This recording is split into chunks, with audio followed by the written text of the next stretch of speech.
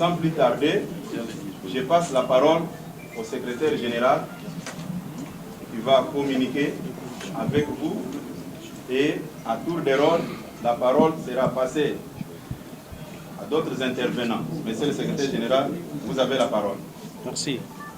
Mesdames et messieurs de la presse, près de 2 mois et demi après son décès, le président de l'UDPS, président du Conseil de sages du Rassemblement, son Excellence Dr Etienne Tshisekedi wa Mulumba, n'est toujours pas conduit à sa dernière demeure.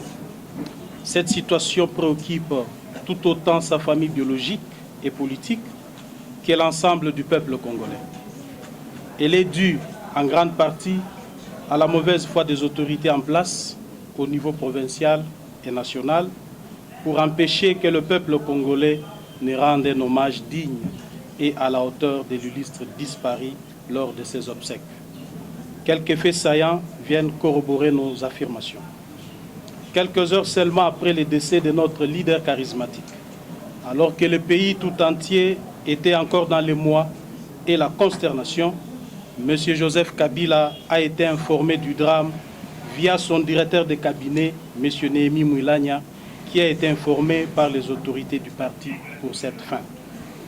Dès lors, il est clair que les créneaux de l'État étaient saisis au sommet pour la mise en œuvre du dispositif approprié, pouvant répondre à tous les défis que soulève encore aujourd'hui la mise en terre d'un personnage surdimensionné comme le président Etienne Tshisekedi, qui a sacrifié ses ambitions personnelles et familiales au profit d'une longue et périlleuse lutte pour l'émergence d'un État de droit et de la justice sociale en République démocratique du Congo.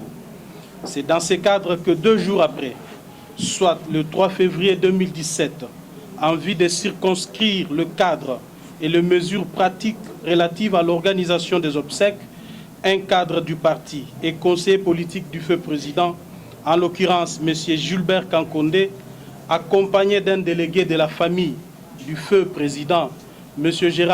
Monseigneur Gérard Mulumba Kalemba, ont pris contact avec le ministre de l'Intérieur, M. Ramazani Chadari. Mesdames et messieurs de la presse, en date du 7 février 2017, le secrétaire général adjoint du parti, M. Eteni Longondo, et le représentant de la famille biologique du feu président Etienne Tshisekedi wa Mulumba, j'ai cité Monseigneur Gérard Mulumba, ont eu des séances de travail avec plusieurs responsables gouvernementaux et sécuritaires conduits par M. Manuel Ramazani Chadari, au cours desquels plusieurs engagements avaient été pris, notamment l'indication du site d'inhumation de la dépouille du feu président, les mesures sécuritaires et protocolaires à prendre durant les obsèques, la prise en charge matérielle et financière des obsèques. Fort malheureusement, ces pourparlers n'ont pas rencontré les attentes du peuple congolais, celui de voir le père de la démocratie et héros national être rapidement rapatrié au pays de ses ancêtres. À la suite du mutisme ainsi constaté dans les chefs des autorités nationales, j'ai pris pour ma part l'initiative de saisir, en date du 16 février 2017, le gouverneur de la ville-province de Kinshasa avec de propositions concrètes des sites en vue de permettre l'inhumation rapide du feu président. Après de longues discussions, sans compromis, M. André Kimbuta me promettra une nouvelle rencontre dans les 48 heures qui suivaient. Mais chose étonnante, grande a été ma surprise d'apprendre par la voie des ondes que M. Kimbuta avait désigné d'autorité et sans tenir compte de l'opinion publique opposée à sa proposition, en évoquant une loi de 1914 complètement violée dans l'ensemble du pays, un parking au cimetière de la Gombe, du reste fermé depuis plusieurs années pour inhumer notre héros national, feu président Dr Etienne Tshisekedi wa Mulumba. Cette décision unilatérale de M. Kimbuta fera par la suite l'objet de sérieuses contestations de la part de la population, occasionnant même d'importants dégâts matériels et humains. ce qui nous amènera à décliner à notre corps défendant cette proposition mal prise. Entre-temps, du côté de la famille, je dois ici relever que Monseigneur Gérard Moulumba Kalemba a maintes fois sollicité des rendez-vous auprès de M. Emmanuel Ramazani Chadari, qui se sont toujours fondus en excuses sans qu'aucune rencontre n'ait lieu jusqu'à ce jour. Profitant de la proximité, lors de la reprise des travaux du dialogue politique national au centre interdiocésain au mois de mars dernier, l'honorable Félix Tshisekedi, usant de sa double qualité des membres du parti et du fils biologique du fait président, a à plusieurs reprises approché M. Emmanuel Ramazani Chadari pour solliciter son implication dans le dénouement de la situation de blocage constatée. Comme vous pouvez le remarquer, nous avons mené toutes les démarches nécessaires pour trouver un arrangement avec le pouvoir en place afin d'offrir des obsèques dignes et à la hauteur de la personne du président Étienne Tshisekedi Wamulumba. Nous réalisons qu'en dépit des efforts consentis, nous nous butons simplement à la mauvaise foi de nos interlocuteurs qui, manifestement, ne veulent pas du rapatriement de la dépouille du président, le fait Dr Étienne Tshisekedi, et ne souhaitent pas son inhumation avec honneur qu'il mérite sur le sol de ses ancêtres. Mesdames et messieurs de la presse, c'est avec beaucoup d'amertume que nous annonçons ces jours à l'opinion, tant nationale qu'internationale, ce qui suit. Primo, la dépouille du président, le fait Dr Étienne Tshisekedi Wamulumba, sera rapatrié au pays le 12 mai 2017. Secundo, le corps de notre président et père de la démocratie sera inhumé au siège de l'UDPS situé au 2600 sur Petit Boulevard Lumumba dans la commune de Limete à Kinshasa. Tertio, la dépouille mortelle de l'illustre disparu sera exposée au Palais du Peuple pour les hommages populaires mérités. À cette occasion, les femmes et hommes d'État ou de la scène culturelle, ainsi que tous ceux qui n'ont pas encore eu l'opportunité d'exprimer leurs condoléances, pourront les faire durant cette période. Nous sollicitons la sécurisation des obsèques par les forces de l'ordre de la République démocratique du Congo, ainsi que celle de la MONUSCO, conformément à la résolution 2348 du Conseil de sécurité des Nations Unies. Que les combattantes et combattants, ainsi que tout le peuple, viennent rendre un dernier hommage au père de la démocratie et super-héros national. J'ai cité le docteur Étienne Tshisekedi Wamulumba. Le peuple d'abord, la lutte continue. Je vous remercie.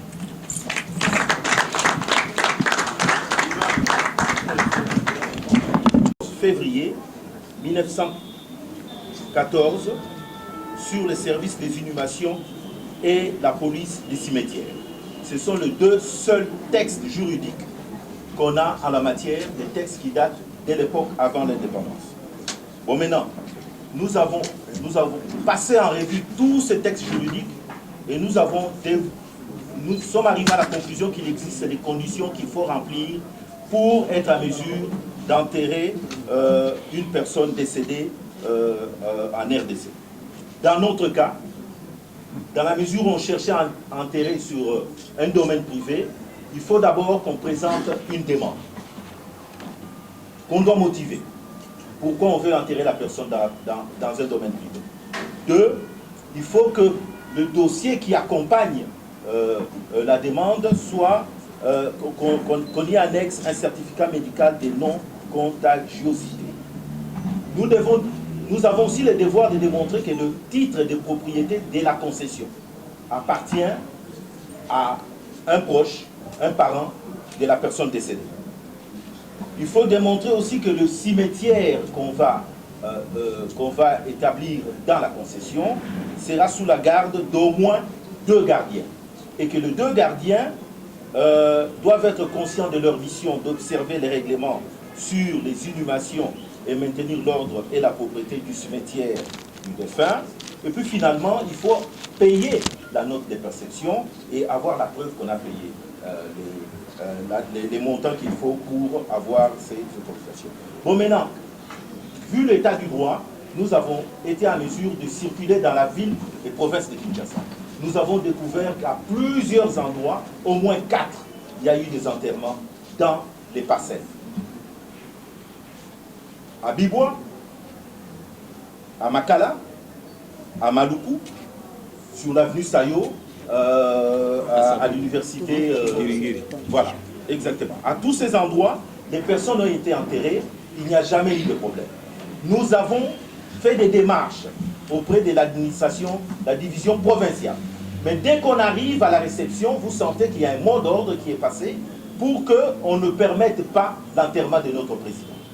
Voilà pourquoi nous sommes convaincus qu'il y a une mauvaise foi manifeste de nous empêcher, ne fût-ce que pour aller dans l'application de la loi.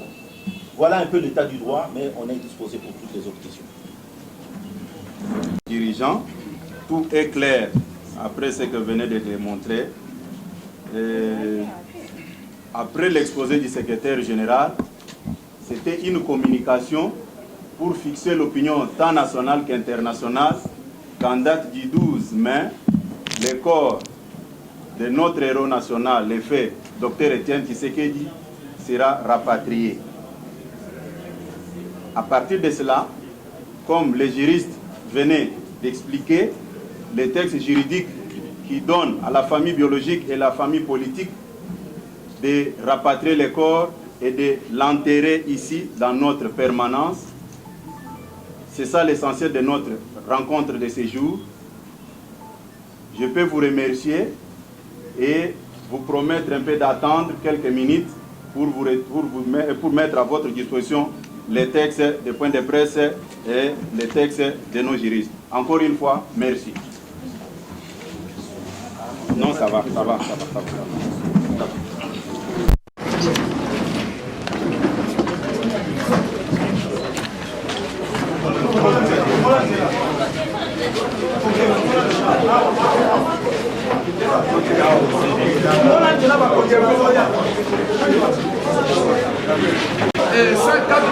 Il faut qu'on puisse faire la possibilité, il y a éloignement, il y a un postel voisin. Voilà que c'est que va prendre sous des armes de distance, et puis dans notre là, jamais, et puis qu'on a possibilité de voisin, peut-être déranger par peut-être la solo ou bien la maladie de l'Ouest. Nous sommes là, nous sommes venus Yango, nous loi décret du gouverneur général il y a 16 mai 1907, na ordonnance il y a 14 février 1914. Pour les corriger, matière et animation na cimetière d'abord les bisous. Mais tout le monde kaka nenge bandi ko bauti ko avant, motema oyo mabe ya kuboya otosa balibe ko ya l'état ko to ko la président de la nation. Je crois que c'est ça l'évolution oyo doit exaucer pour remplir la campagne. Je ne sais pas peut-être que vous Bakisabou biso moko kendaki na mapango ya bato oyo bakunda bandeko na bango awa na Kinshasa na Bibwa na kati ya lopango bakunda oyo kopesa adresse ya bato parce que bazokende lobi oyo akreye bango tomoni moto wana alakisi biso bapapier nyonso ya l'état demande akotisi na réponse favorable na Makala tokei tomoni lopango tovandi tosololi tobimi mpe totali libanda na Sifoko na Maluku na Sayo. Donc ma place ezali awa na ville ya Kinshasa bakunda bato na lopango lelo mpona président ya biso ntango tobandika démarche tokomi na niveau ya division provinciale ya sécurité naki na monima na ngai la réception déjà ndenge bayangaki biso osentir que mot d'ordre eselikaki ok soki tokomi tozwa réponse ya batongaki yango tokolobisaka likulu yango nde baba. Est-ce que l'organisation doit associer famille biologique? Mais bango moto batindaki biso kaka tosala badémarche biso osalaki na ndenge na biso bango moto batindi biso balobi toyokisa yango ke na Kinshasa bakunda bato bokende kotala totali toza na bapreuve yango nyonso. Mais Calamity TV mwana moko ya papa Tshisekedi annonçaki que fallait bakunda ye na Kasai pour renoncer na démarche wana. Na démarche wana d'abord Nadina Lobake, au Monaki, tant que secrétaire général à Toloba, Félix Tshisekedi avec la Moufanzinae, en sa double qualité, il y a membre de la famille, il y a président Etienne Tshisekedi, et membre de l'IDPS. Ça veut dire que la décision au secrétaire général à l'Ozelo, et qui m'a mis la famille, il y a président Tshisekedi, et qui m'a mis la famille politique Naye. Maintenant, par rapport au Moujimai, c'était une des options qui est retenue. Il était question que soit Kundaï Awa, soit Ekende Moujimai. Après analyse, la famille politique, la famille biologique qui a président Tshisekedi Tolobi et Sengeli Naye, Akunda Malakitasa. Donc c'est ce qu'on a décidé de faire. C'est en harmonie avec la famille, contradiction Moko et Sate. Je peux vous garantir que cette fois-ci, le 12 mai, pour le président Tshisekedi Bozala na Kinshasa, et Tokunda Yango na permanence à Bas.